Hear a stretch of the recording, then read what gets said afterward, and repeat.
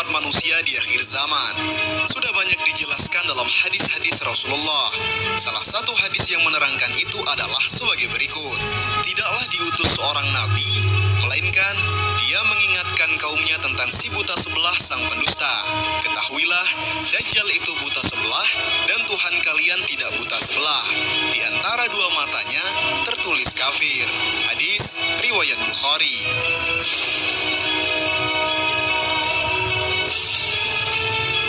Dajjal sendiri dijelaskan juga bahwa dia memiliki kekuatan yang sangat dahsyat dibanding manusia biasanya. Dia mampu menjelajah bumi dalam waktu yang singkat. Bahkan, dia juga bisa menebar tipu daya fitnah, termasuk di dalamnya menghidupkan orang yang sudah mati. Padahal, pada hakikatnya itu hanyalah tipu daya Dajjal semata. Meskipun Dajjal diberikan kelebihan yang sangat dahsyat, namun bukan berarti Dajjal tidak punya kelemahan. Dajjal sendiri ternyata punya kelemahan. Di antara kelemahan-kelemahannya itu adalah sebagai berikut. Pertama, Dajjal takut dengan dukhon. Ketika dukhon terjadi, meteor akan jatuh ke bumi sehingga menyebabkan ledakan yang sangat dahsyat. Debu-debu pun akan berterbangan membentuk asap yang gelap dan sangat tebal. Hal inilah yang bisa menjadi kelemahan Dajjal dan sangat ditakuti oleh Dajjal karena asap-asap ini dapat membuat Dajjal menjadi cacat dan pasukannya hancur lebur. Oleh karena itu, ketika Rasulullah mendatangi Ibnu Sayyad untuk menguji apakah dia Dajjal atau bukan, maka Rasulullah menanyakan perkara dukhon. Rasulullah sangat mengetahui tentang hakikat Dajjal, dan Rasulullah sangat memahami bagaimana menguji seseorang itu Dajjal atau bukan, yaitu dengan menanyakan tentang dukhon. Allah Subhanahu wa Ta'ala berfirman, "Maka tunggulah hari ketika langit membawa kabut yang nyata, yang meliputi seluruh manusia, inilah azab yang pedih." Quran Surat Ad-Dukhan ayat 10 sampai dengan 12.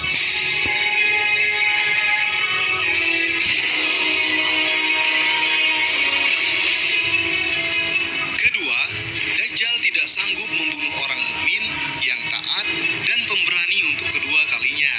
Ketika kemunculannya, Dajjal akan melakukan segala bentuk kejahatan. Salah satunya adalah dengan cara membunuh kaum muslimin yang tidak mempercayai bahwa dirinya adalah Tuhan. Namun, setelah membunuh orang tersebut, Dajjal kemudian menghidupkannya kembali. Dari Abu Sa'id Al-Khudri, Rasulullah SAW bersabda, "Pada waktu keluarnya Dajjal, ada seorang dari kaum mukmin yang dengan beraninya pergi menemui Dajjal, lalu ia disambut oleh pengawal Dajjal dan ditanyakan, 'Hendak kemana engkau?' Ia menjawab, 'Saya ingin menemui orang yang baru saja keluar, yaitu Dajjal.' Lalu mereka bertanya, 'Apakah kamu belum percaya kepada Tuhan kami?' Orang mukmin itu menjawab, 'Tuhan kami tidak samar.' Maka berkatalah pengawal Dajjal, 'Bunuhlah dia.' Tapi sebagian pengawal mereka mengatakan, 'Jangan, Tuhan kami melarang membunuh seseorang, melainkan dengan perintahnya.' Maka dibawalah mukmin tersebut menghadap kepada Dajjal. Ketika orang mukmin itu melihat Dajjal, ia pun berkata, 'Hai sekalian manusia, inilah Dajjal yang telah disebut oleh Rasulullah SAW.' Maka segera Dajjal menyuruh merebahkan mukmin tersebut dan diperintahkan dikupas kulitnya dan dipukuli punggung serta perutnya. Lalu Dajjal bertanya, 'Apakah engkau tetap tidak percaya kepada kami?' Mukmin itu menjawab, 'Engkaulah Al-Masih atau Dajjal si pendusta.' Maka Dajjal memerintahkan mukmin itu digergaji badannya dari kepalanya hingga ke kakinya menjadi dua bagian. Lalu Dajjal berjalan di tengah kedua badannya. Dajjal pun berkata, 'Bangunlah.' Maka bangunlah orang mukmin itu seperti sedia kala. Lalu Dajjal kembali bertanya, 'Apakah kamu belum percaya kepadaku?' Mukmin itu menjawab, 'Tidak berkurang keyakinanku bahwa engkaulah Dajjal, bahkan aku bertambah yakin.' Kemudian orang mukmin itu berkata, 'Hai sekalian manusia, Dajjal tidak dapat berbuat demikian lagi kepada seorang pun.' Maka Dajjal berusaha membunuhnya lagi, namun Allah telah meletakkan di antara leher hingga belakang orang mukmin itu seolah-olah tembaga, sehingga tidak dapat disembelihnya. Mereka menyangka ia dilempar ke dalam neraka, padahal dilempar ke dalam surga. Kemudian Nabi Shallallahu Alaihi Wasallam bersabda, itulah manusia yang paling besar kesaksiannya di sisi Rabbul Alamin. Hadis riwayat Muslim.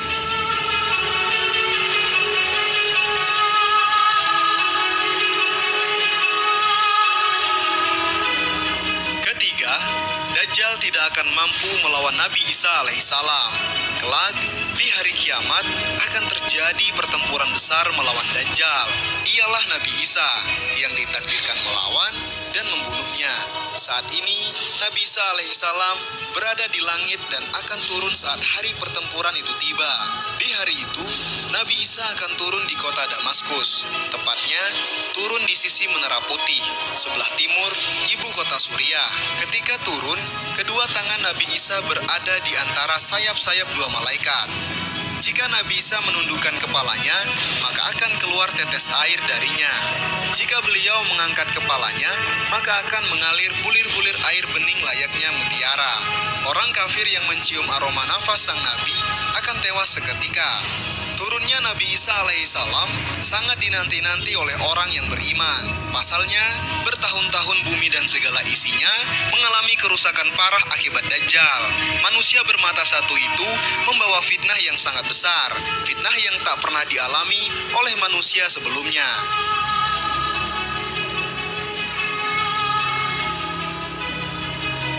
Dajjal membawa api dan air, namun manusia melihat api sebagai air dan air sebagai api. Ia melintasi banyak negeri dan tak ada negeri yang selamat dari fitnahnya.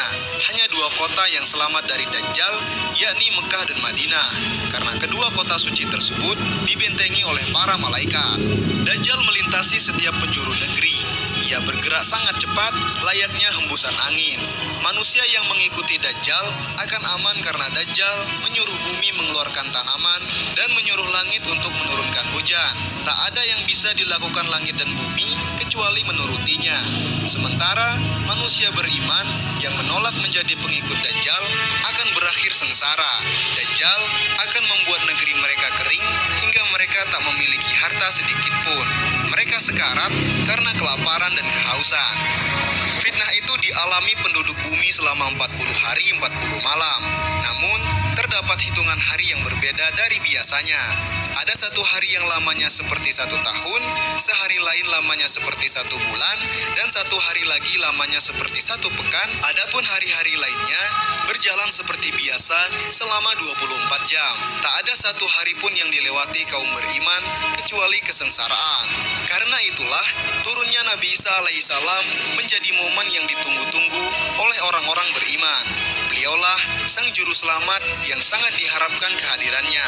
Telah tercatat dalam takdir bahwasanya tak ada yang mampu mengalahkan Dajjal kecuali Nabi Isa alaihissalam. Ketika turun ke bumi, Nabi Isa pun berkumpul dengan para mukminin. Beliau melakukan sholat bersama orang-orang mukmin dan Imam Mahdi. Putra Maryam kemudian memulai pengajarannya.